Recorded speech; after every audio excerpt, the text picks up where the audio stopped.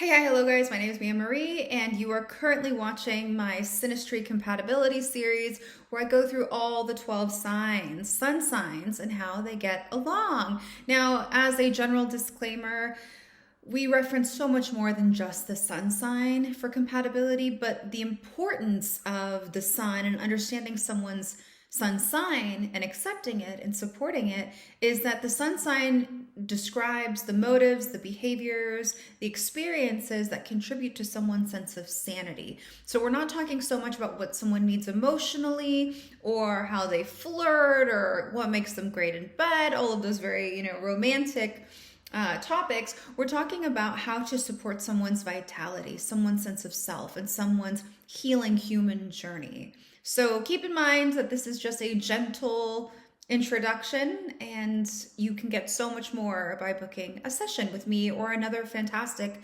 astrologer. I hope you enjoy.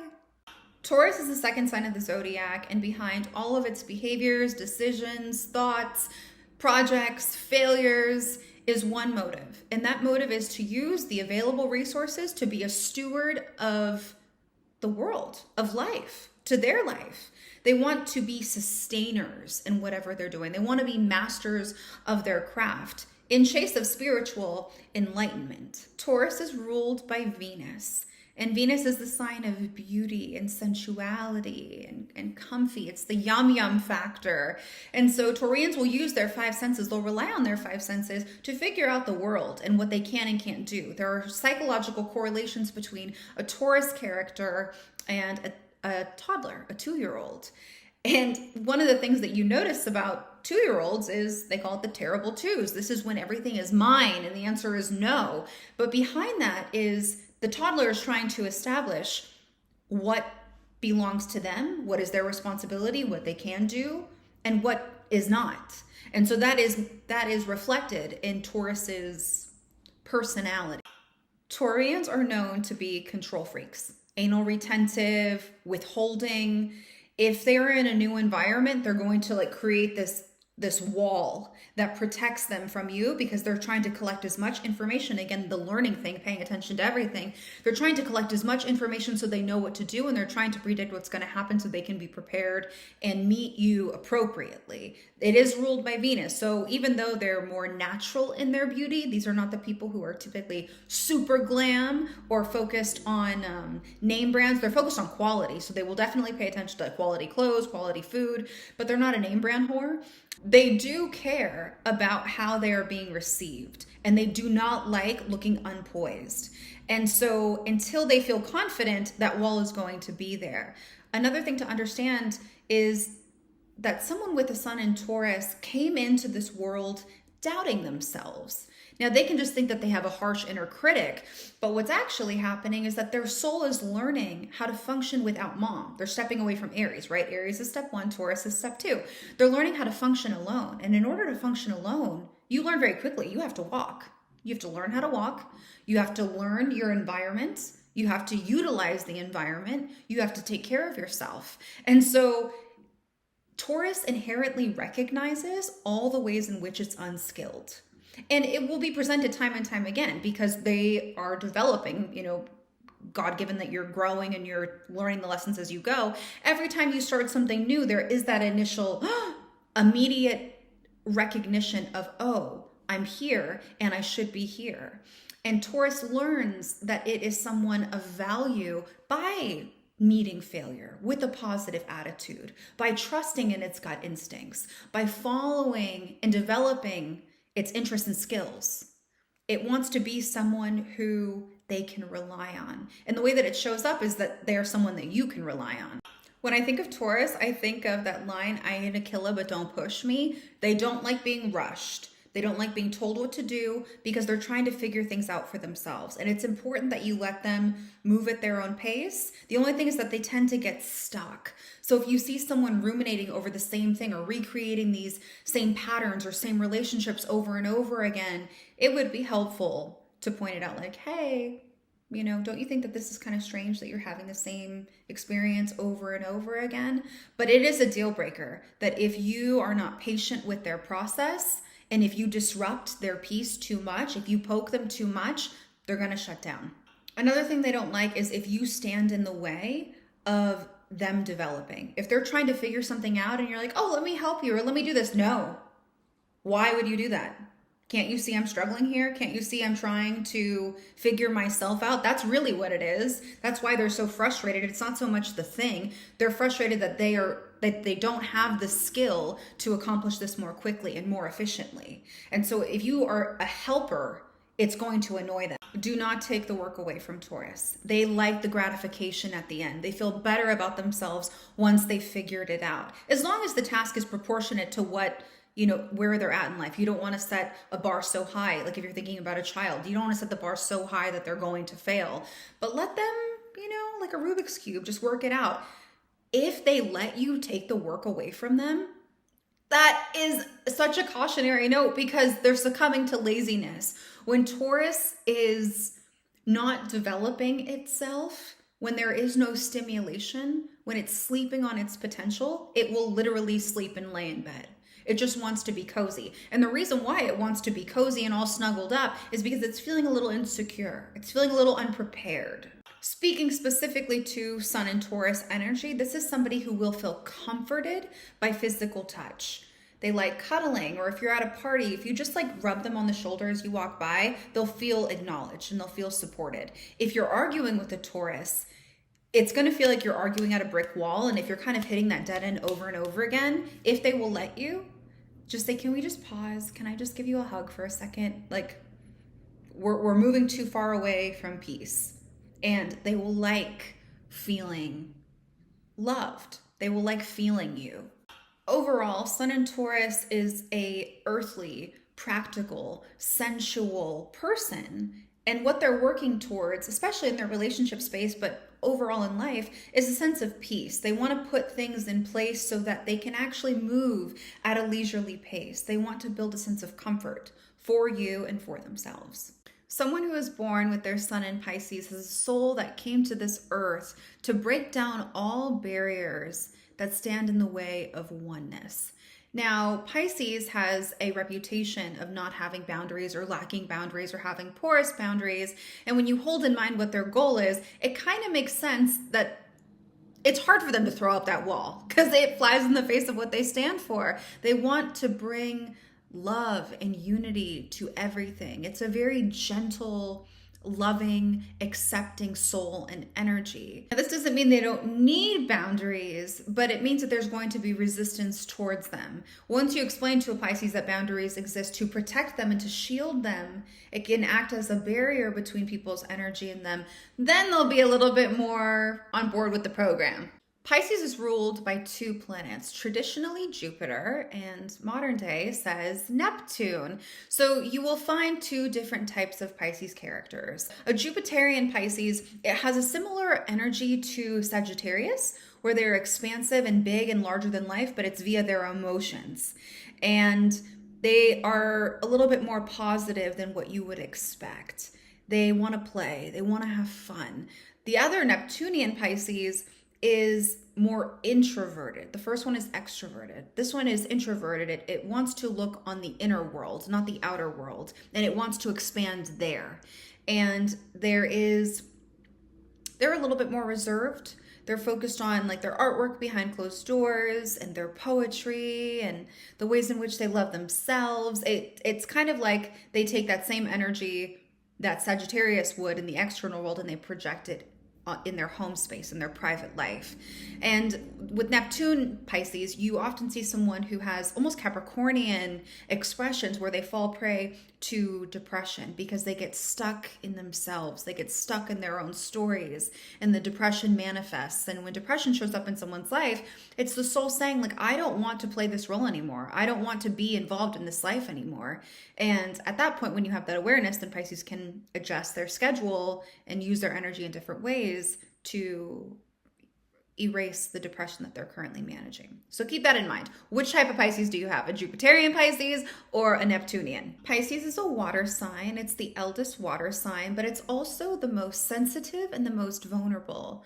And the easiest way I can explain it is by the symbol for Pisces. It's a fish. A fish has no protective layer. It goes with the flow. It has no choice unless it's swimming upstream, exhausting itself, trying to fight the flow of life.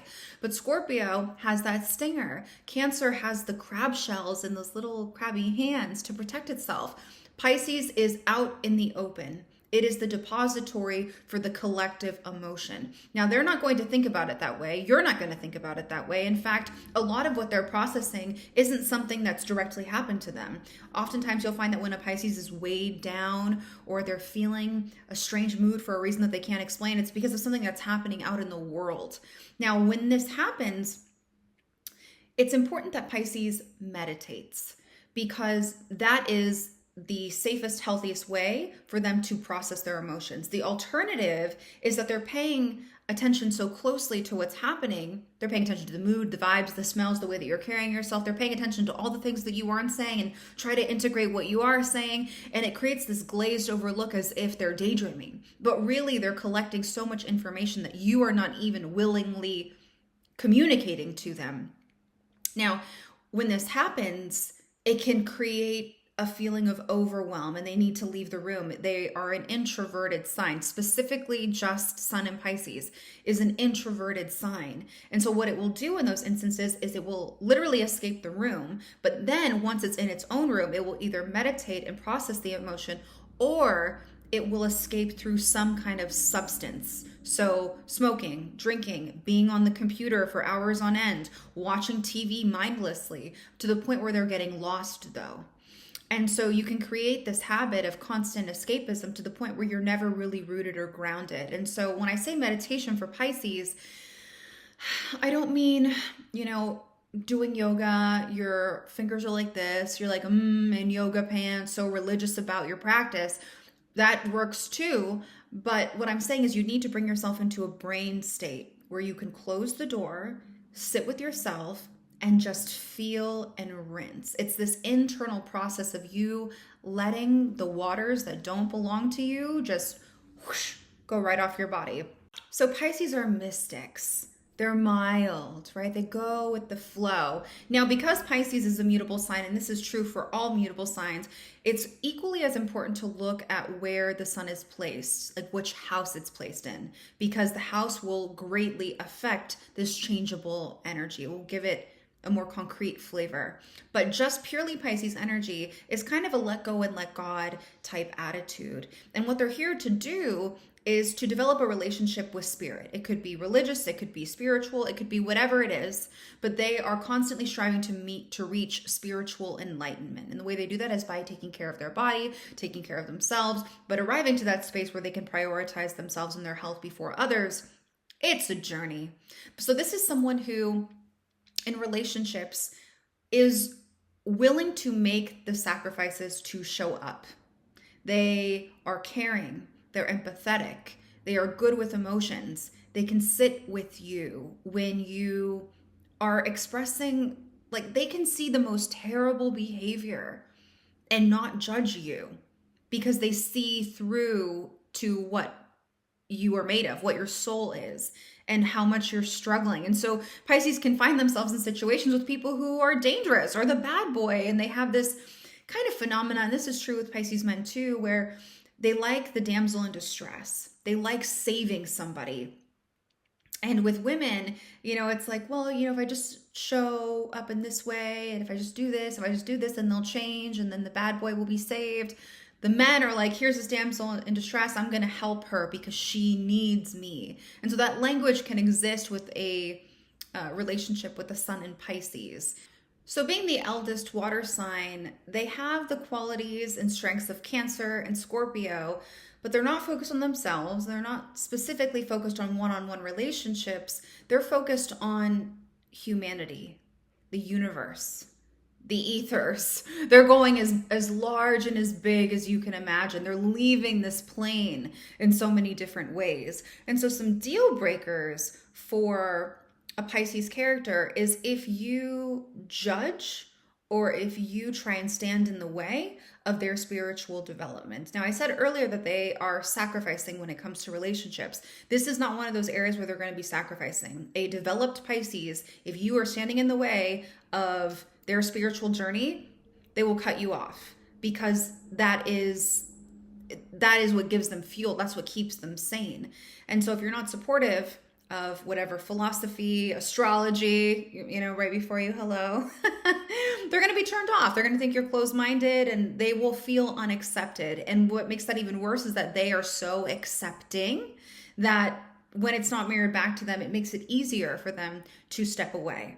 Another thing they don't like is if you're disrespectful to other people, or if you treat other people poorly, specifically people who don't have the same resources that you have. So if you're rude to marginalized groups of people, or if you treat homeless people poorly or as if they're less than, they don't see, or they don't, they see it, but they don't subscribe to like the hierarchy that people are better than others. In their mind, everyone is the same. They're not going to bow to someone because of a specific title. They understand that when you walk out of your workplace, you guys are just humans face to face. And so if you insist that they take on the beliefs and that you subscribe to what the rest of society is doing, they're also going to turn away from you. And similar to that, if you are someone who lives and dies by your schedule, if you just do to do, if you want your day booked from the moment you wake up until the moment you go to sleep, Pisces is going to be repulsed by you in some way, shape, and form, because you're not taking care of yourself. There is no spiritual life there. You're just functioning to function, and you're forgetting to live and to exist. And Pisces needs the flexibility in a schedule, in their day, to go with the flow, because their feelings change. Sometimes inspiration hits them at the most spontaneous time. And if you are like, no, you said you would be here and we have to do this and this and this and this, they're going to feel as if their creativity is being squandered. Like you're taking away something quite precious, and it is precious for them. It's kind of hard to tell when you have reached a deal breaker with Pisces, because they're not so confrontational. Specifically, just Sun in Pisces, all other aspects ignored. They're not confrontational in that way. They don't want to feel uncomfortable. It's more of like a silent, I got it. This is who you are. These are the decisions that you make. And they will just not make time for you, or they won't show up, or they'll cancel last minute. They show that they care with their presence. And so if they continuously reject your opportunity or your bid for attention, it's either that they are avoiding reality in general because they're dealing with something privately that they're probably not explaining to you, or you've just kind of left a sour taste in their mouth and they don't want to spend time with you. But overall, Pisces are really sweet, accepting lovers. And the gift that they bring to you is some kind of like spiritual awakening, or some invitation to go higher, to elevate, to escape this reality that is so prominent and overwhelming. I will say, two fish, opposite directions.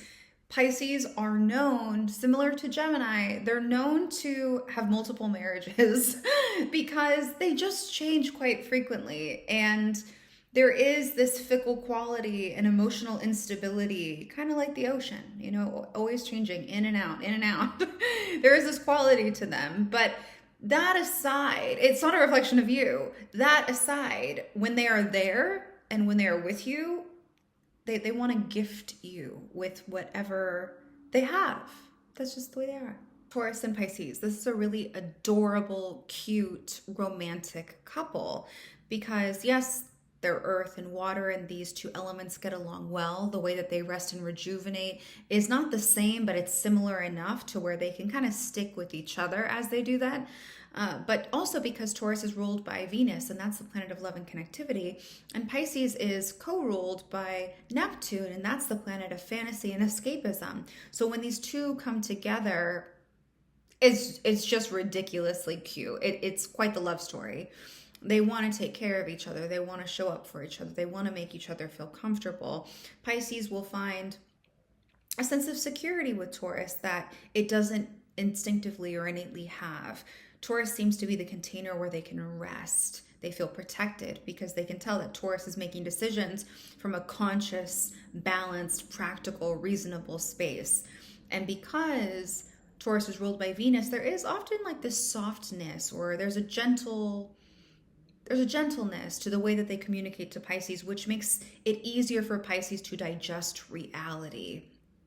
Now, Taurus will appreciate in Pisces that they are unconditionally loving, eternally patient, their love is enduring, and they will go with the flow. In this relationship, Taurus is going to be the one who has specific preferences, and for the most part, Pisces is going to go with it. Now, where this couple can get into kind of, a challenge point, I'll say, is that Taurus can be ridiculously stubborn.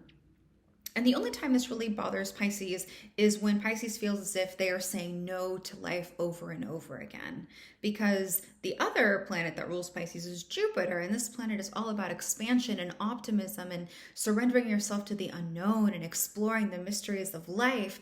And so they may just get a little peeved with Taurus for not opening themselves up to new opportunities. Now, Taurus does this. It says no to life when it feels unprepared, when it feels like it's risky, like they could get hurt, or if it just outright sounds stupid. What will likely happen is Pisces will just mob alone, and Taurus probably won't care. They'll list the risks and they'll kiss Pisces off as they do their own thing. Something that may bother Taurus about Pisces is Taurus is very in this moment. It's in the now. It cares about the things that it can experience with its five senses. And because they live in the real world, they can often get irritated with Pisces because Pisces frequently goes up into this imaginary space. They're always daydreaming, thinking about being somewhere else, or they're wondering about this like philosophy or astrology, and it can be hard for Pisces to ground. And so Taurus finds themselves like reeling Pisces back in and having to re-explain themselves. And this is particularly a sensitive subject when Taurus is being emotionally vulnerable, when they're communicating something that they think, something that they feel, or something that they need. And if Pisces is tapped out, Taurus can only repeat themselves so many times, and they probably won't do it more than once or twice if you're lucky. And then they'll give you the silent treatment and they'll shut down, and the opportunity for connectedness is postponed to a later date. Taurus can also question the validity of what Pisces is saying or their judgment. And if Pisces is being honest, they are also questioning. They're also questioning their opinions on what's happening in reality. And so there is this dance happening where Taurus is kind of probing Pisces when Pisces is reporting something that they have learned or something that they've witnessed or something that they believe to be true. But it's more of like an interesting dialogue than a real problem area. But another thing is that Taurus wants you to be reliable. They want you to show up when you say you're going to show up. They want you to do what you say you're going to do and on time. And so it's important for Pisces to follow what they're going to say. Now, Pisces is a little phony and fickle sometimes, but they can easily make the effort and commitment to follow through with what they say they're going to do, and that will mean a lot to Taurus. Now, even though these signs get along really well together, there is a slight yet important difference, and that is that Taurus is ruled by Earth, so it's pretty stable and unchanging. And Pisces is ruled by water or the ocean, and they are constantly changing, and their emotions are what drive their decisions for the most part. And so Pisces can create this feeling of inconsistency or ambivalence in a Taurus. A Taurus may feel confused about why Pisces is so emotional one day and then so reserved another. And it's not so much a reflection of how they feel about Taurus, it's a direct reflection about how they feel about themselves. But there are some places emotionally that Pisces will not care to bring Taurus into. Pisces wants to keep some part of themselves private at times, and for the most part, Taurus can respect that. But what they won't respect is being toyed with emotionally, or Pisces using their emotions as a way to manipulate or cause a specific reaction from Taurus. They want you to be accountable for your emotions, and they want you to not disturb their peace and sense of security in the world. But I mean, those are the only cautionary notes that immediately come to my mind. This is otherwise a really fantastic and benefic relationship.